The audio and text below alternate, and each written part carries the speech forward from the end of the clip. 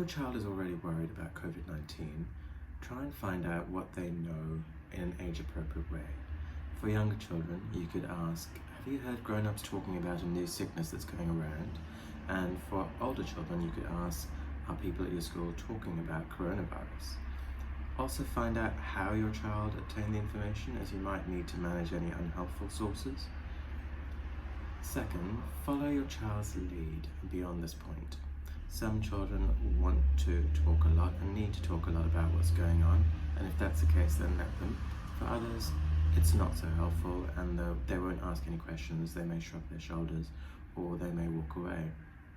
If that happens, don't worry, it's fine. They're managing things in the way that works for them, and you need to respect that. If and when they're ready to ask more, they'll come back and do so. Just provide them opportunities to be able to do that, either with a daily check-in for 5 minutes or some other system. Third, answer any questions in a comforting, honest, and age-appropriate way as possible. Children can tell when you're lying, so don't use false reassurance or tell them that things will be fine if you don't know that yourself. If you don't know the answer to a question, say so and use it as an opportunity to do some research with them, looking at reputable health sites or YouTube clips. There's a number of these around, and I'll post some of them or links to them on this Facebook page as well.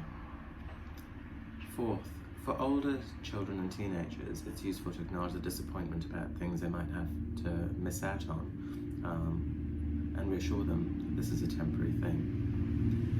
It's also useful to talk about the things that are happening all around the country and the world, things that governments are doing, things that hospitals are doing, and things that individuals and families are doing to help keep each other safe and make this pass as fast as possible.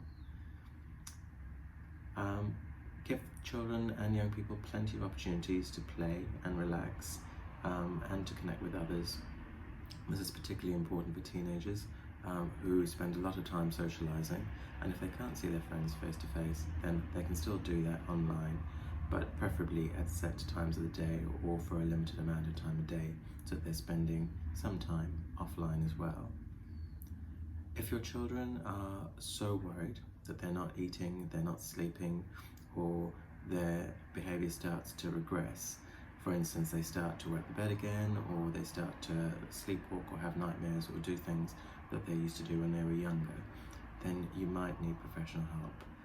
And if that's the case, you might want to contact your local mental health service, either through your hospital or by checking out some of the government health websites.